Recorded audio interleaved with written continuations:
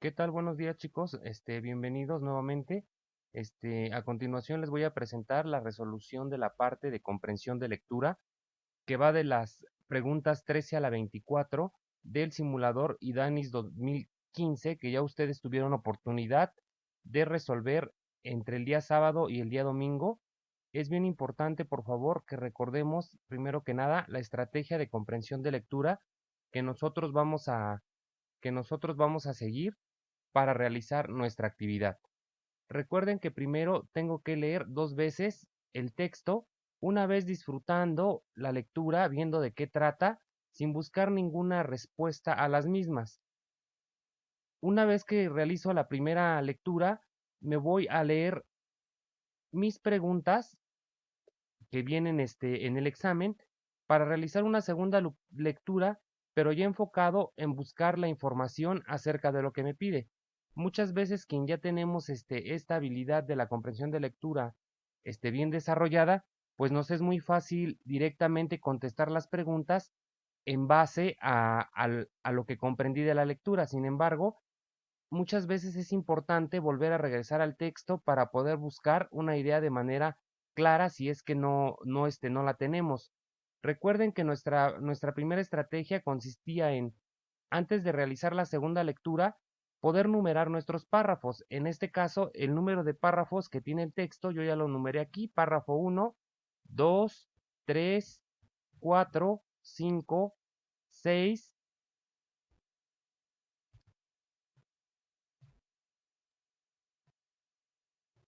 7, 8, 9, un total de 9 párrafos. Si ustedes se fijan, la lectura estuvo muy interesante, pues bueno, ya que esta pequeña lectura nos narra acerca de un brujo que tenía un aprendiz, que pues bueno, si nos fijamos, el aprendiz hizo de las suyas por querer experimentar o por tener esa sed o esa hambre de querer aprender, de ser un gran mago, etcétera, ¿no?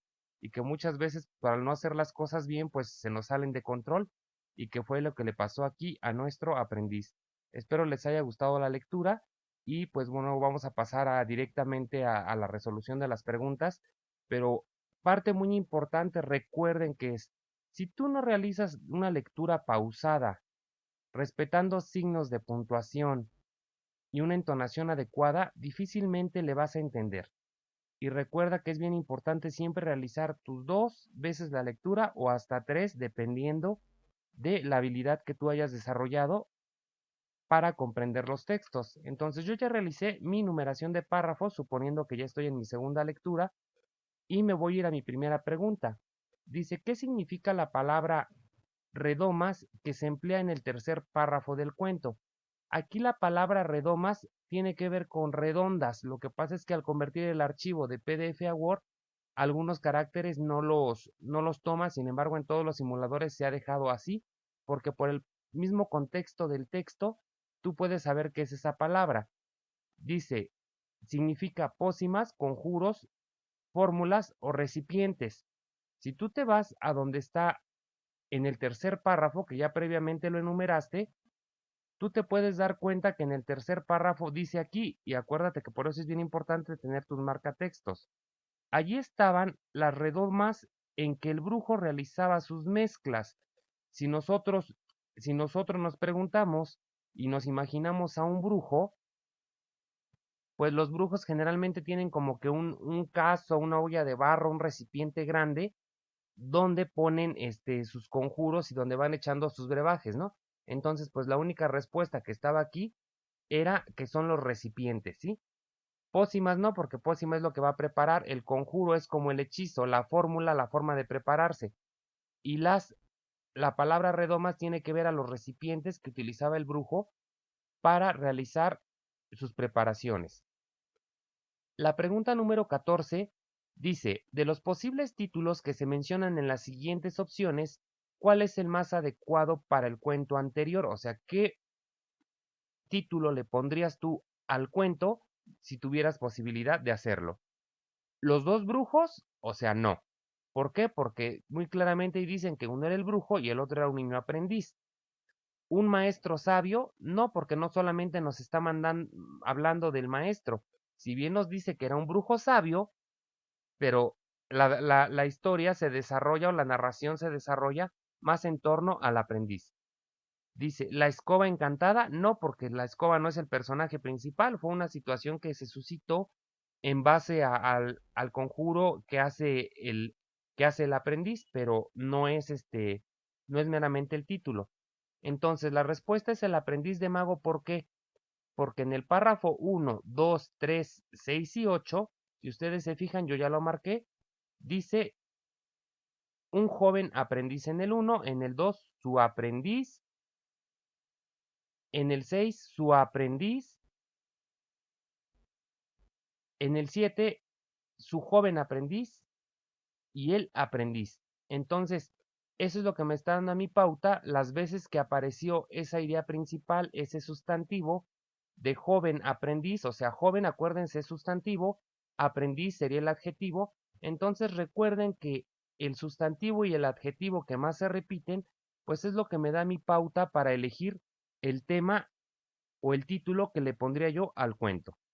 Ok, en el primer párrafo del cuento se dice que uno de los personajes era un muchacho despierto. Esto significa que se trataba de un joven inexperto, un joven trabajador, una persona inquieta, una persona inteligente.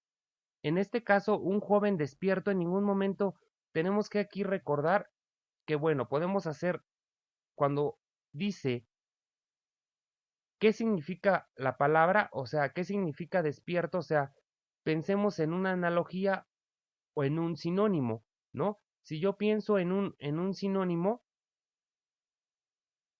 podría llegar a la respuesta. Sin embargo, alguna analogía que se utiliza para llegar a la palabra despierto es una persona que está atenta, una persona que está vivaz, una persona que está haciendo cosas, o sea, una persona que está en acción, no meramente despierto de levantarse, ¿no? Muchos podrían haber pensado, pues despierto es una persona que se levanta, ¿no? En la mañana. No, más bien aquí tiene que ver con una persona inteligente. Directamente no nos lo dice el párrafo. Vamos a ver, miren, el primer párrafo, ¿qué nos dice? Dice, hace mucho tiempo en un lejano país vivía un brujo que tenía la fama de ser el hombre más sabio que había en muchas millas a la redonda. Pasaba la mayor parte de su tiempo estudiando los viejos libros y luego en el laboratorio. Ensayaba nuevos conjuros y creaba pócimas nuevas. Tenía ese brujo un joven aprendiz que le hacía las labores domésticas y le ayudaba en el laboratorio. Entonces, si me está diciendo que era un joven que ayudaba en las labores y que lo ayudaba en el laboratorio y a lo largo del cuento nos dice todo lo que hacía este niño aprendiz, pues el niño tendría que ser una persona muy inteligente. Siguiente.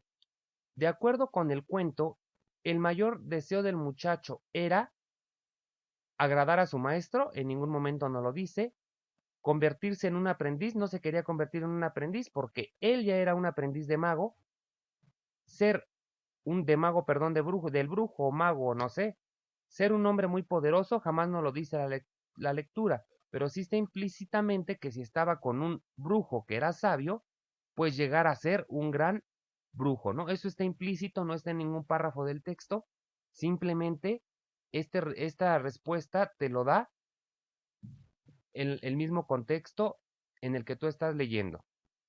17. En el cuento anterior, las palabras bambiú, bambúa, carambí, carambá aparecen entre comillas para indicar que se trata de, ¿qué crees? Casi estoy seguro que muchos de ustedes se fueron que eran las palabras mágicas. Y efectivamente, son las palabras mágicas, pero aquí te dice, aparecen entre comillas. Me voy al párrafo 3, a la última línea, y en el párrafo 3 aquí dice, un gran, un gran libro, un antiguo conjuro, y dirigiéndose a la escoba que había en un rincón pronunció unas palabras mágicas. Sí, sí pronunció unas palabras mágicas, pero jamás te está refiriendo a cuáles eran las palabras mágicas, sino te está preguntando por este signo de puntuación que son las comillas. Y entonces, si nos está preguntando por comillas, nosotros tenemos que saber que uno de los usos de las comillas es si se menciona textualmente algo como viene en algún libro o como lo mencionó algún autor, utilizo las comillas para referir que esa idea fue tomada tal cual. Entonces, en este cuento, estas palabras mágicas son tomadas del libro que consultó el joven aprendiz, o sea, no fueron unas palabras que él se sacara de la manga, sino que las está poniendo entre comillas porque textualmente las tomó de donde estaba observando el texto. Ok, dice, ¿por qué razón el muchacho partió la escoba en 100 pedazos? ¿Qué creen? Que yo digo, híjoles, no me acuerdo, pero me voy a ver dónde está esa palabra. Párrafo 5 y párrafo 6 me dice última línea. Párrafo 5 dice, el mago siguió enredado con los frascos de laboratorio, hasta que, pasando un rato, sintió los pies húmedos.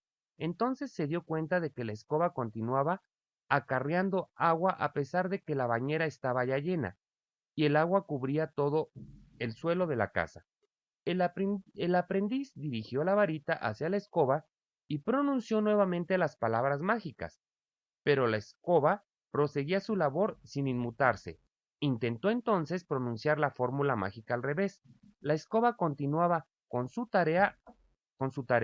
Desesperado y sin saber qué hacer, el joven aprendiz tomó un hacha y partió la escoba en 100 pedazos.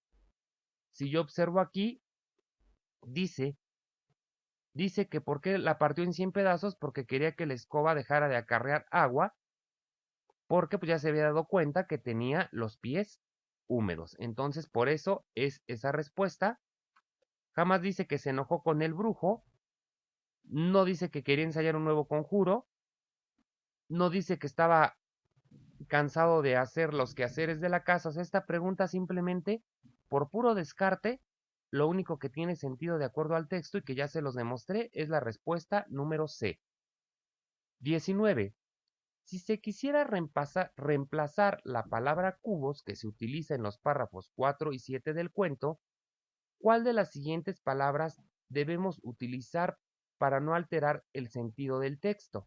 Si recuerdan, en esta parte tengo que darle un significado a la palabra de acuerdo al contexto y si no mal no recuerdo, en los párrafos 4 y 7 dice que en los cubos iba a acarrear el agua. Entonces algo en lo que pueda poner agua podría ser una cubeta, un balde, una bandeja, etcétera. Pero no pudiera ser escobas, ni frascos, ni pozos, porque no decía que encerraba, no decía que llenaba los frascos y los cerraba, sino más bien esa cubetas, pero vamos al párrafo 4 y párrafo 7 para ver que efectivamente dice, al instante la escoba cobró vida. Tomó 2 cubos, se dirigió al patio y comenzó a acarrear el agua desde el pozo a la bañera. Si ustedes recuerdan también ahorita que estoy leyendo estas 2 líneas de este párrafo, en, antiguamente en los pueblitos que se ponía como un palo de escoba o un tubo y sobre sus 2 extremos se ponían las cubetas de agua para acarrear de los ríos el agua, ¿no? Entonces, esta parte de 2 cubos puede ser referencia a lo que les estoy diciendo. Tomó unos cubos y se dirigió al pozo para sacar agua. Entonces, pues, no hay de otra, tenían que ser unas cubetas. Tenemos que relacionar entonces las palabras, chicos, de acuerdo al contexto. Vámonos con la 20.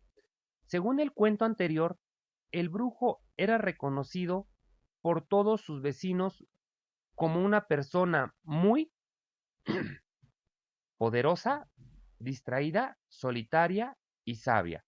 La respuesta correcta es sabia porque en la párrafo 1, línea 2, nos hace referencia a esta parte. Vivió un brujo que tenía fama de ser el hombre más sabio, o sea, sabio, inteligente, que tenía conocimiento, que había en muchas millas a la redonda. O sea, si eran muchas millas a la redonda, quiere decir que pues, en muchos poblados vecinos, en algunos pueblitos, etcétera. Entonces, ahí es donde encontramos esta palabra, jamás nos dice poderosa, jamás nos dice distraída, jamás nos habla de que era un brujo solitario. Ok, 22. Lee nuevamente la siguiente afirmación. que se encuentra en el tercer párrafo del cuento. He ahí la importancia de enumerarlos para buscar la información. Y ahí estaba el gorro, y allí estaba el gorro y la varita mágica del brujo. ¿A qué lugar se hace referencia con la palabra allí en la afirmación anterior? ¿A un pozo? ¿A un baño? ¿A un bosque? La respuesta es laboratorio. ¿Por qué? Vámonos al inicio del texto. Fíjate, los adverbios de lugar, como el adverbio allí, yo lo ocupo para hacer referencia a un lugar y no volver a repetir la palabra. Por ejemplo, si yo quiero decir sobre la mesa está el cuaderno, no puedo decir sobre la mesa está el libro, sobre la mesa, o sea, sobre la mesa está el lápiz, sobre la mesa está la computadora. Para no decir tantas veces la mesa, me refiero al lugar con un adverbio del lugar que sería allí. Y si ya anteriormente yo había mencionado la palabra mesa, pues está haciendo referencia a ese lugar. Entonces, si ustedes se fijan, dice aquí, en el párrafo 1, línea 3 y 4, dice, pasaba la mayor parte de su tiempo estudiando los viejos libros y luego en el laboratorio ensayaba nuevos conjuros y creaba pócimas nuevas. Luego fíjense lo que dice. Cuando el joven se vio solo, decidió entrar en el laboratorio del brujo. En el laboratorio del brujo, o sea, ya está dentro del lugar. ¡Qué experiencia tan excitante! Allí estaban las redomas en que el brujo realizaba sus mezclas. Allí estaban los libros llenos de fórmulas mágicas, o sea, allí en el laboratorio. Allí está haciendo referencia a un lugar que es el laboratorio y por eso es esa la respuesta correcta. Entonces acuérdense, no crean que nada más porque sí, vemos nosotros adverbios de tiempo, modo, lugar, etcétera, sino que en los textos nos hacen referencia a cierta información que está de manera implícita, porque explícito es el laboratorio. Implícita es cuando estoy diciendo allí, pues me estoy refiriendo a algo que ya viene antes, que sería el laboratorio. Espero que hasta aquí vayamos bien. El texto estaba muy sencillo, salvo dos preguntas que de repente sí uno se iba como la que fue la del conjuro, que muchos se equivocaron, pero pues que realmente no era el conjuro, sino era que estaba haciendo una cita textual. Ok, me encantan estos dos reactivos porque siempre nos equivocamos, porque no tenemos un orden dentro de nuestra comprensión de lectura, no tenemos un orden para estructurar ideas cuando nos las dan en desorden, o sea, ¿qué pasó primero? Una secuencia temporal se le llama esto. ¿Qué pasó primero? ¿Qué pasó después? ¿Qué pasó al final? ¿Qué pasó enseguida? Etcétera. Dice, a continuación se presentan algunas acciones que tienen lugar en el cuento. Léelas con atención. 100 escobas arrojaron agua sobre la bañera, la escoba cobró vida, el mago extiende los brazos y pronuncia un extraño conjuro, el agua cubre el suelo de toda la casa, el brujo pide a su aprendiz que llene la bañera de agua del pozo, el muchacho se pone feliz al ver los resultados de su experimento, entonces tú tendrías que irle asignando cuál de estas acciones va primero porque están en desorden. Entonces, de todo lo que sucedió aquí primero, antes de irse, el brujo le pidió a su aprendiz que llene la bañera con agua del pozo. Después, pues el niño empieza a husmear, le gana la tentación, la curiosidad, y entonces tira el conjuro y se da cuenta que la escoba cobra vida. En el momento que ve el niño que la escoba cobra vida y empieza a acarrear el agua, el muchacho se pone feliz al ver que el conjuro que había realizado, pues fue el correcto. Después es cuando se da cuenta el niño que ya que ya sus pies están llenos de agua y entonces decide partir el palo en 100 partes y decir el conjuro al revés. Y ahora entonces, ¿qué pasó? Pues 100 escobas arrojan agua sobre la bañera. Después, ¿qué pasó? El agua cubre todo el suelo de la casa. Y ahora sí yo digo, chanclas, Batman, ¿no? Que le cae el brujo mayor. Y entonces, ¿qué hace el brujo mayor en el momento que llega y ve que todo se está inundado, que está un catástrofe, que está todo lo que generó el aprendiz? Pues el mago extiende los brazos y pronuncia un extraño conjuro para que se arreglara la situación o el problema, ¿no? Entonces, fíjense cómo es bien importante que tengamos bien claro qué fue lo que leímos para establecer esta secuencia temporal y podamos decir qué pasó primero, qué pasó después y qué pasó al final. En este caso yo ahorita ya se las estoy dando así, pero otra estrategia es, pues bueno, ve buscando todas tus ideas en el texto, aquí las van a poder ver subrayadas. Miren, pero antes de salir pidió a su aprendiz que trajera agua del pozo para llenar la bañera. Yo busqué todas las acciones. Luego, la escoba cobró vida. El muchacho estaba feliz viendo los resultados de su experimento. El agua cubría el suelo de toda la casa. Ahora eran 100 escobas que arrojaban agua sobre la bañera. El mago extendió los brazos y pronunció un extraño conjuro. Entonces, yo a pesar de que lo pude contestar directamente, pues como estrategia me fue a buscar cada una de mis acciones para establecer cómo fue. Aquí vienen en desorden, pero sin embargo viene uno, 2, 3, 4, 5, 6, 7.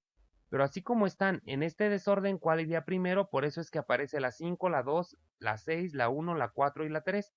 Pero para tratarse de explicarles que todo aparece en el texto, todas son acciones que efectivamente estaban en el cuento, pues yo me fui a señalarlas en el texto y lógicamente ya me puedo dar cuenta esa secuencia de temporalidad y de orden que tienen en el texto y para comprobar cómo se contesta este tipo de reactivos.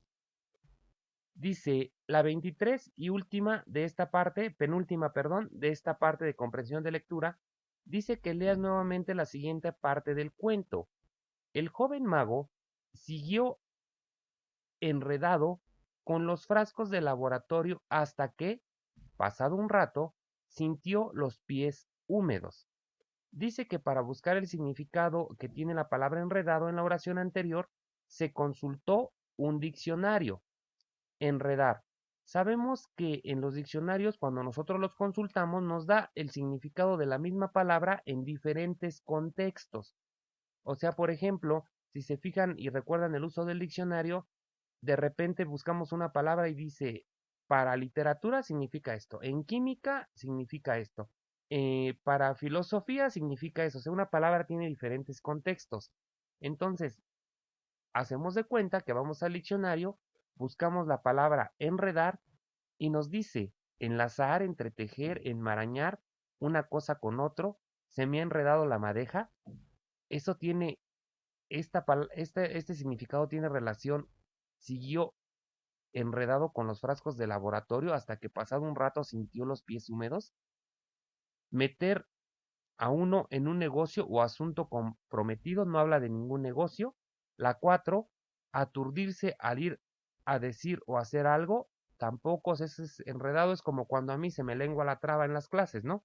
No hace referencia tampoco a esto. Pero luego dice, entretener, ¿qué crees? Se enredó hablando por teléfono. Entretener, y aquí está como que el ejemplo, pero entretener, ¿por qué es la respuesta? Pues fíjense, porque dice que siguió enredado con los frascos, o sea, siguió tan entretenido, curioseando qué tenían esos frascos, que no se percató de que la escoba mágica ya había llenado la bañera y entonces que estaba toda el agua tirada. Entonces, por eso es la palabra entretener. Y si utilizo la palabra entretener, digo, el joven mago siguió tan entretenido con los frascos de laboratorio hasta que, o sea, si yo sustituyo esa palabra ahí con su significado, encaja en el contexto y no me cambia el sentido de la oración, que eso es lo importante. Y si se fijan, ya les he dicho muchas veces que las palabras cuyo significado desconocemos, las podemos descifrar su significado de acuerdo al contexto, leyendo una línea antes y una línea después de donde esté esa palabra como estrategia para inferir su significado de acuerdo al contexto. Muy bien, y así llegamos a la última de comprensión de lectura. De acuerdo con el texto, un día el brujo fue al bosque con el propósito de acarrear agua. No. ¿Por qué? Porque el que iba a acarrear el agua mientras llegaba el brujo y el brujo iba al bosque era el aprendiz. Buscar a su joven ayudante, jamás nos dice que salió al bosque a buscar ayudante, iba a buscar hierbas para sus conjuros. Ensayar nuevos conjuros, jamás dice que se fue al bosque porque allí experimentaba, pero sí nos dice en el párrafo 2, línea 1, que iba a recoger hierbas para preparar sus pócimas y lo podemos comprobar aquí. Dice, un día el brujo salió al bosque a recoger algunas hierbas, unas hierbas para sus pócimas. Entonces, ahí está de manera explícita la respuesta. Acuérdense la diferencia entre estos dos términos, chicos. Explícito es lo que viene escrito en alguno de los párrafos, en alguna de las líneas.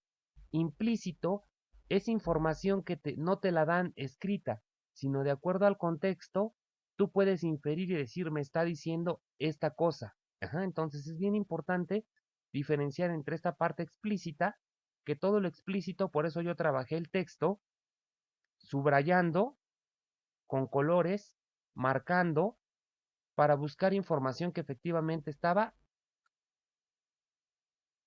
explícita, pero también subrayé aprendiz, que de manera implícita me ayudó a saber que pues el texto se podía nombrar como el joven aprendiz de brujo, ¿no? De aprendiz de mago, perdón. Entonces con esto llegamos a concluir esta parte de el solucionario del examen IDANIS 2015. Espero hayan tenido muchos aciertos correctos. Yo ya revisé algunos de sus hojas de respuestas. Y recuerden que es bien importante, chicos, las estrategias de comprensión de lectura, porque tan solo en esta parte ya nos llevamos cuántas reactivos, de la 13 a la 24 nos llevamos 10 reactivos de manera fácil. Y las de completación de oraciones, que son otro tanto, o sea, ya teníamos 24 aciertos. Entonces, lo más fácil es esta parte de completación de oraciones y comprensión de lectura, pero yo les pido, sobre todo a quien no tiene afianzado este proceso mental de la comprensión de lectura, realizar todas estas prácticas y estrategias que hemos nosotros utilizado para trabajar los textos. Si lo sigo trabajando y lo sigo trabajando, les aseguro que cuando llegue a la secundaria o cuando esté en la preparatoria, ya no voy a tener problemas para leer un texto y sin regresarme a ningún párrafo, poder contestar las preguntas que se me realizan respecto al texto. Entonces, nos vemos el miércoles con la solución de razonamiento abstracto, secuencias de figuras y algunas preguntas de geometría con las que voy a apoyar en este tutorial. Que tengan una excelente tarde, realicen sus notas, saquen sus colores pastel, rayen su texto, diviértanse un rato. Nos vemos en el próximo video, chicos. Hasta pronto.